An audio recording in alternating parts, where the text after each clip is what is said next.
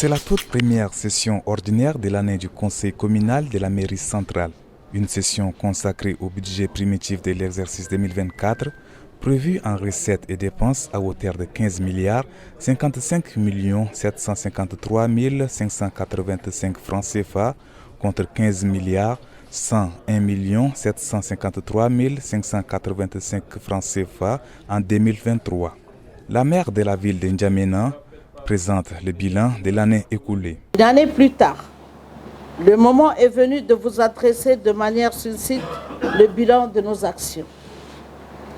Durant l'année, nous avons mis un accent particulier sur la propreté de la ville, sur l'aménagement, sur l'embellissement et sur la sécurité et sur la coopération décentralisée. Parlons de la propreté de la ville. Nous avons mis à la disposition de la direction de l'assainissement, de l'environnement et de la santé des moyens conséquents pour relever le défi que nous nous sommes fixés. Bilan que le secrétaire général du gouvernorat apprécie tout en demandant au Conseil d'aller à l'essentiel et de valider le budget pour permettre à l'exécutif de se mettre au travail. Ces projets de budget qui s'élèvent en recettes et en dépenses à 15 milliards 505 753 000 francs CFA contre 15 milliards 101 753 585 francs en 2023 doit prendre en compte les préoccupations de la population qui sont entre autres l'assainissement, l'éclairage public, le curage des caniveaux et l'embellissement de la cité. Ce projet de budget primitif de l'exercice 2024, élaboré par la Commission Budget, Finances et Informatique, prend en compte les réalités de terrain et les exigences de la nouvelle année. Après la promulgation de la nouvelle Constitution en décembre dernier et la mise en place d'un nouveau gouvernement de la Ve République, l'Organisation des associations pour le processus électoral au Tchad, l'OAPET, à travers son rapporteur général, interpelle le gouvernement sur le respect d'un certain nombre de règles et principes devant orienter la mise en place de l'Agence nationale de gestion des élections et le Conseil constitutionnel. L'OAPET interpelle le gouvernement à tout faire pour que les recrutements du personnel et la nomination des dirigeants de ces deux organes indispensables dans la vie de notre pays respectent strictement les critères de compétence, de justice et d'équité, car ces deux institutions doivent être exemptées de toute emprise partisane afin de réaliser le travail crédible et qui rassure toute l'opinion nationale. L'OAPED recommande et insiste que non seulement, comme l'a arrêté le Conseil des ministres, que les chefs des partis politiques soient exclus de ces organes, en revanche, il faut, pour notre part, en tant que société civile, exclure tous les militants engagés dans les partis politiques afin de prévenir toutes sortes de subtilités et de ruses politiques pouvant entacher la régularité des scrutins et de plonger le pays dans des contestations inutiles. Ainsi, pour le rapporteur de l'OAPET, le grand espoir est fixé sur le processus en cours qui permettra de débarrasser le Tchad de ces soubresauts éternels qui ont émaillé l'histoire du Tchad. Alors, moi là, je parle en termes de symboles. Après, qu'est-ce qu'il y a à parler et il y a à agir.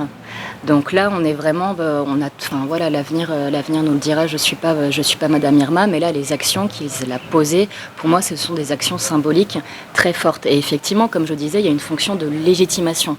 Donc, c'est aussi dans l'idée de réassurer ses partisans et de dire que je n'ai pas changé. Je suis toujours là, je n'ai pas trahi mes idéaux. Regardez les actions politiques que je pose et qui correspondent au message et au discours que j'ai toujours prôné. Donc ça, oui, c'est clair, je pense qu'il y a une fonction là-dedans de réassurance. Vous avez eu raison de croire en moi et de ne pas me lâcher et de continuer à me suivre quand bien même les événements du 20 octobre, quand bien même mon exil, quand bien même les accords de Kinshasa. Je n'ai pas changé, je suis toujours la même personne et le leadership serviteur est toujours mon mot d'ordre. Ça va. Les domaines de coopération énumérés dans le protocole permettront à l'amélioration de l'alimentation saine des populations. Et en présidant cette cérémonie de signature d'accord, Abdoulaye Diar Mogodi, patron du dit ministère, exhorte les deux parties au respect des engagements spécifiques et communs pour un partenariat gagnant-gagnant. Par cet engagement formel, j'ose espérer que vous ne ménagerez aucun moyen pour donner plein de vie à ces partenariats et répondre à nos aspirations communes, qu'est-ce la croissance de l'expertise des personnels, enseignants, administratifs, techniciens ou des étudiants de nos institutions respectives. Cet accord qui a pour objet de définir les termes, les modalités et les conditions de ces deux parties permettra de pallier les risques et la conformité relative à toutes les denrées alimentaires, aux boissons et aux médicaments. Le président de transition Mahamat Idriss Déby Itno a reçu ce matin la vœu du nouvel an du personnel civil et militaire de la présidence de la République, conduit par le ministre d'État, secrétaire général à la présidence, Dr Mahamat Ahmad Al-Labo. La cérémonie de présentation de vœux s'est déroulée au palais de Toumaï. Au nom de tous les collaborateurs du président de transition, Dr Mahamat Ahmad Al-Labo a présenté ses vœux les meilleurs pour une année de paix, de bonheur, de santé et de prospérité au chef de l'État, à son auguste famille et à tout le peuple tchadien. Le mouvement patriotique du salut MPS a tenu ce vendredi 12 janvier 2024 à N'Djamena son 11e congrès extraordinaire, a annoncé la présidente du comité d'organisation Mariam Dime Ibet par un point de presse fait au siège national de son parti. Prennent part à ce congrès des militants venus des 23 provinces du pays. Placé sous le thème « La place du MPS à l'ère de la 5e République », le congrès permet au mouvement patriotique du salut de se projeter vers son futur et celui du Tchad qui se prépare à se doter d'une nouvelle constitution élue de la République.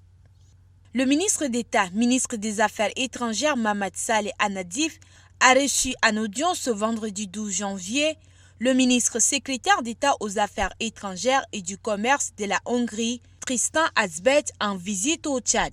Les échanges entre les deux délégations ont porté essentiellement sur les moyens de renforcer la coopération économique et commerciale entre le Tchad et la Hongrie. Les deux ministres ont discuté des possibilités de développer les échanges commerciaux et d'encourager les investissements bilatéraux. Ils ont exploré les domaines de coopération potentiels tels que l'agriculture, l'énergie, les infrastructures et le tourisme. Cette rencontre fait suite à la visite en décembre dernier du ministre des Affaires étrangères de la Hongrie au Tchad, qui a permis la signature de plusieurs accords entre le Tchad et la Hongrie. Le personnel de la maison de la femme n'en peut plus. Ils ont décidé d'aller en grève depuis quelques jours pour exprimer leur mécontentement. Ils revendiquent une amélioration dans la gestion administrative. Majoritairement, le personnel ne sont pas payés selon la grille salariale. Et la loi, le décret 1111 de 2011, également l'article 69 de la Convention collective, dit clairement que tout salarié de l'État ou tout contractuel de l'État doit être payé selon la grille salariale de la République du Tchad, chose qui n'a jamais été faite ici. Parce que vous allez comprendre que quelqu'un qui a un BPSC ou BAC, qui n'occupe pas une fonction, mais qui gagne plus que celui-là qui a sa licence, son doctorat ou son master. Donc il y a une injustice ou une inégalité dans le domaine salarial. Les gens s'absentent, ils ne viennent pas, mais pas de contrôle, pas de suivi. Les gens se nomment parce que X est ma soeur, Y est mon frère, donc il faut le nommer à un poste de responsabilité juste pour se faire voir. Face à cette situation, la responsabilité du ministère de la Femme est indexée.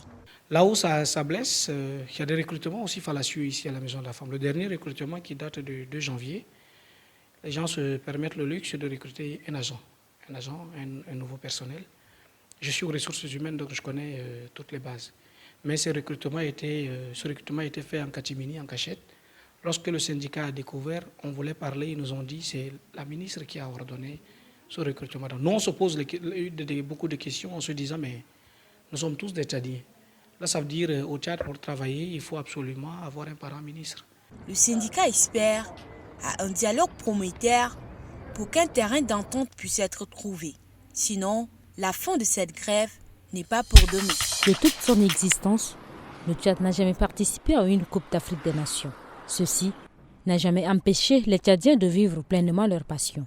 Ils partagent les temps forts de la compétition et supportent même les équipes de leur nation de cœur. Et pour servir de cadre à cette ambiance n'Djamena, les villages de Kone se multiplient. Je pense que c'est une bonne chose par rapport à la population lambda. Ceux qui n'ont pas le moyen peut-être de vivre ou bien d'assister à la CAN directement, c'est un moyen peut-être de se défouler, de se sentir peut-être que, c'est pour dire que peut-être le Tchad est dedans, c'est se sentir impliqué dans la CAN qui va se passer dans bientôt. Donc moi je ne vois pas du mal en cela. C'est une chose importante, même si le Tchad ne participe pas à la CAN.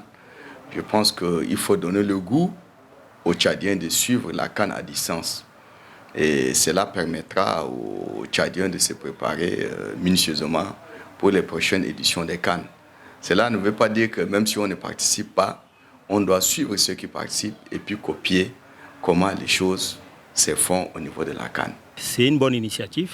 D'abord, il faut intéresser les Tchadiens par le football, bien que le Tchad n'y prend pas part, mais pour moi, je trouve que c'est une très bonne initiative. Ça permet déjà aux Tchadiens, comme je l'ai dit, de s'y intéresser et de se poser la question que de tels événements peuvent demain être organisés ici dans notre pays. Au moment où le football tchadien traverse une crise insistante, les Tchadiens amoureux du ballon rond ne perdent pas le goût, surtout en cette période de forte émotion et de fierté africaine.